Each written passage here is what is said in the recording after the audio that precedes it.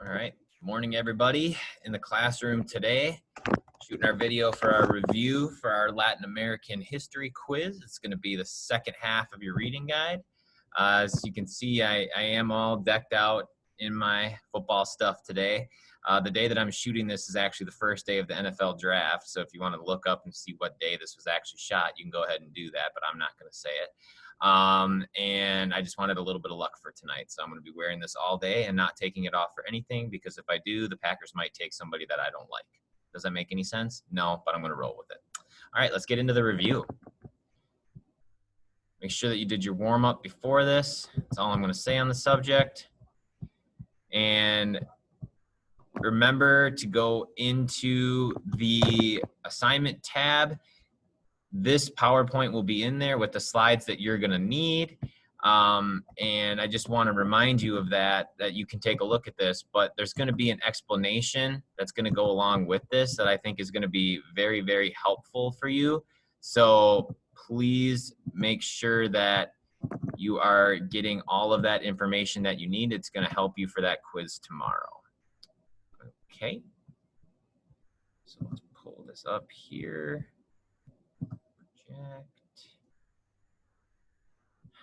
So why is it doing that? Let's see. Oh, that's not going to help.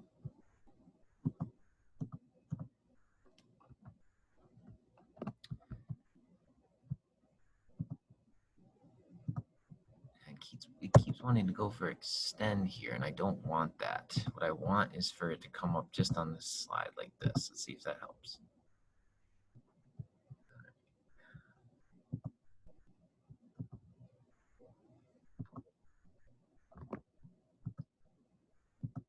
Nice, perfect, okay. And hopefully, why is that doing that now? All right, I'll try this again. Very frustrating. This is the second time I've tried this now. Okay, perfect. So, first question. Encomienda system divided Spanish Empire into classes based on race. Which did San Martin and Bolivar belong to? Go ahead and pause if you want to try to answer this yourself. They are from Creole families, right? They've got European ancestry, but they're born in Latin America. And this was a continuous struggle, right? Because these people that lived there thought that they probably knew better because they grew up there as to what their countries needed. But on top of that, in a lot of cases, they were more wealthy than a lot of families that were from Spain or Portugal or France. So in this case, San Martin and Bolivar are going to be from two of the most wealthy families in their colonies from Creole families. All right, the Spanish in Chile outnumbered San Martin. They were better outfitted too, and they were defensive, meaning that they could dig in and wait. So what did he do to help his chances? Well, he actually did a lot of things, okay? And in both instances, he tricked them, okay? So in the first way is he paid natives that lived in the area. I cannot pronounce the name of the nation right now. I apologize. But they were loyal to the Spanish. Now, they helped them cross the Andes Mountains, but San Martin knew that there was a really good chance, in fact, he was sure of it, that they were going to tell the Spanish that they were coming through that route so they could be ready for him. Once San Martin crosses, he goes to another point so that when the Spanish are reinforcing, getting ready from a particular spot, he is not going to be there. The second thing is when he finally does get ready to invade in a different spot, he pretends to be sick. So at the time, if your commander became sick, obviously you wanted to wait till he was healthy because he was going to be the one that was going to direct the troop movements and probably be responsible for the victory. He wasn't sick. He just bought himself a little bit of time and then allowed him to attack when the Spanish weren't ready. Some people might say that was cowardly. Some people might say it was smart. I guess it depends on who you ask. What happened to Bolivar's wife when she moved to Venezuela with Simon? Remember, just like with San Martin, they're Creoles, but they got a military education, and both of them end up being, for a time anyway, officers in the Spanish army. He meets a Spanish girl, Maria, and brings her back to Venezuela once they get married. Now, not long after, she gets yellow fever and she dies, and that's a native disease to Venezuela. Bolivar has immunities to it. She doesn't, right? It's the same thing that we talked about in the Minnesota history unit with Native Americans and smallpox. Now, if you're wondering where yellow fever gets its name, what happens is quite often that the disease attacks the person's liver first. And if your liver fails, one of the common side effects is you get what's called jaundice, where it's either in your eyes or in your skin, you're going to see yellowish coloring. That's actually from a buildup of bile that comes from your liver. That's really gross, so we're not going to talk about that. But the reason it gets that name is because the color of yellow often showed up in the people that were experiencing symptoms of this disease. So she dies. He can't take it. Everything in his house reminds him of her. He needs to get out of there, and he wants to go to Europe. And it's while he's in Europe that he sees countries and kingdoms that aren't doing so hot, that are all governed by a traditional king. But then stopping in France, he sees how well France is doing compared to other places. And they had just had their French Revolution with Napoleon at the helm. And I think that really had a lot to do with his idea of doing the same for his Venezuela. Which current South American country and former Spanish colony posed the biggest problem for San Martin and Bolivar, both of them? That's going to end up being Peru. And there are a couple of reasons for that. If you take a look at a map of Peru, a topographical one that shows mountains and elevation, the Andes are very, very difficult to cross here. They're at their like highest point, completely surrounding Peru. And on top of that, there were a lot of mines that were in these mountains that were seen as very, very important for the Spanish to get gold and silver and other precious metals. So they wanted to defend it, right? If something is going to make you a lot of money, you're going to put a lot of emphasis on protecting that place. So even though Bolivar was successful, San Martin wasn't. And Peru is going to end up being the last Spanish stronghold in South America for quite a long time. Okay.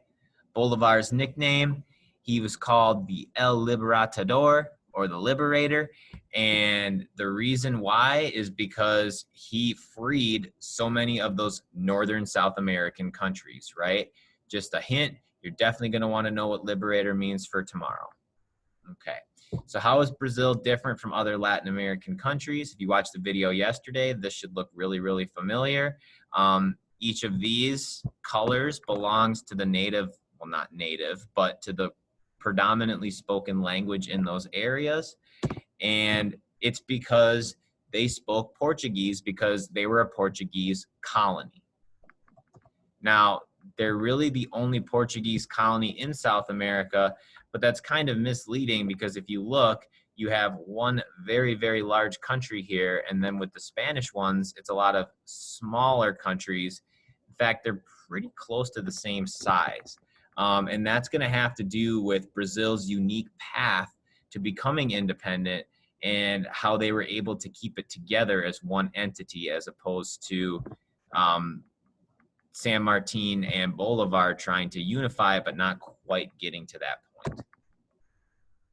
By the way, we're talking about in these areas, we have a French colony up here. We have English over here as the predominant language. And then this is a Dutch colony, if you're curious about those other colors. All right, what was Gran Colombia? This is a picture of it. It's Bolivar's creation after he liberated modern-day Colombia, right? Venezuela, Panama, modern-day Ecuador. This green that you see here is all going to be wrapped up in Gran Colombia. And the reason why he wanted to create it was because he figured the larger force or the larger country he could make to create a standing army to defend, they would have a better chance of keeping the Spanish away. And he modeled that off of the United States, right? The United States did that against Britain, and then they ended up staying a united nation after the British left. And in the early 1800s, they actually pushed the British back out again. So he sees this and he says, look, this is probably our best chance of survival. And in the beginning, it is very, very good. It works out well for him. Unfortunately, though, he doesn't live much longer. And when he does die, he can't find anybody who has the same sort of popularity to keep this idea together. Brazil's independence. How is it different than others in Latin America? It's because someone from their colonial monarchy, the Portuguese prince, Pedro, he declares independence from Portugal, right? And because of that, there were so many people that were fiercely with Pedro because he was the reigning monarch there. They didn't really have too much resistance from anybody else. They did have a small force that supported the Portuguese, but they put that down relatively easily. And because of that, they were able to keep Brazil together. And in fact, they did have it be an empire for almost 70 years, which is why to this day, even, you see that Brazil, these are common day borders, that Brazil is still one large country, whereas in the Spanish former colonies, now Spanish-speaking countries of South America, they are split apart. All right, Prince João left Portugal for their colony of Brazil because of an invasion. How did he end up coming to feel about Brazil?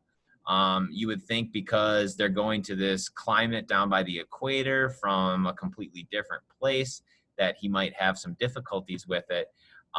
But after a while, he ends up thinking of it as his true home. He really loves it there, and he probably wouldn't have left if he had had a choice in the matter, but he didn't, and he had to go back, which is why he tells his son, whispers in his ear, hey, if there's any stirrings of revolution, you take charge, you end up doing it, and that way we can continue to have power down here as a family, and we're not going to have too much of a struggle for independence for Brazil, which worked out great.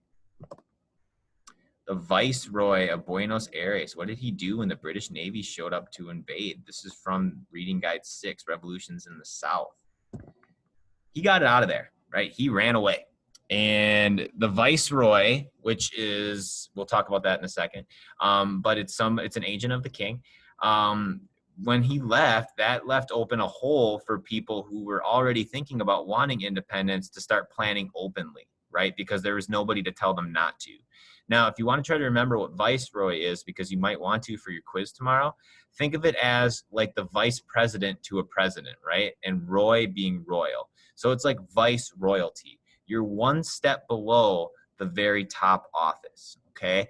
And all kings and queens, depending on who it was and what time, would put viceroys in each area colony that they had so that they could report to the king or queen in order to tell them what was going on and keep them in line and producing things for their colonial leader. Okay? Why is Napoleon perhaps the most important person in these Latin American revolutions being possible? Because he shook up Europe.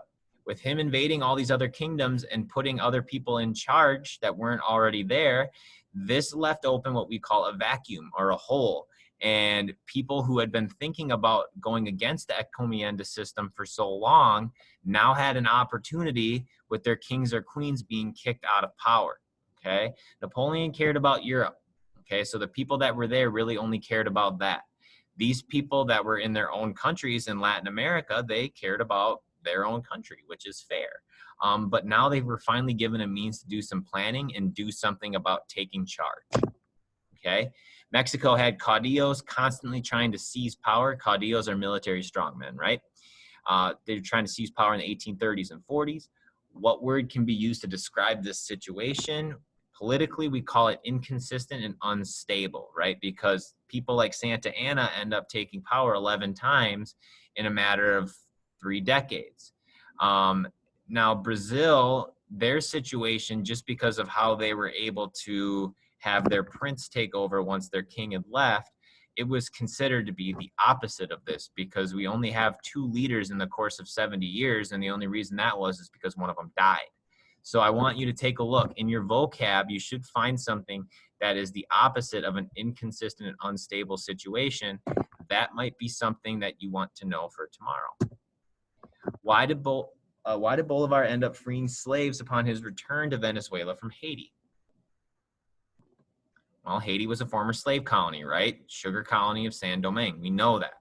And the people that ended up declaring independence and winning it, a lot of them were either former slaves or they were people that had some sort of connection to it. And the president, Alexandre Pétion, he had connections in his family to being former slaves. So when Bolivar was hiding out there because the Spanish had kicked him out again, Petion says, hey, look, I will give you supplies. I will give you ships. I will give you people to fight. But the only thing you have to promise me is that you free the slaves, because that was what we fought our independence for. I am not going to be someone who is going to support someone who owns slaves and continues to treat people poorly. Bolivar ends up agreeing, and he does free his own slaves, and he gets Petion's support. All right. Remember, I will be putting up the reading guide answer key for a little while that you can take a look at. Tomorrow is going to be the quiz. Please take it online if you can do that. It'll be posted up in its own tab. If you have any questions, feel free to email me. But otherwise, your reading guide that was assigned yesterday, if you don't have that due, it is due tomorrow. Ladies and gentlemen, have yourselves a great day, and we will see you tomorrow for quiz day. Take care.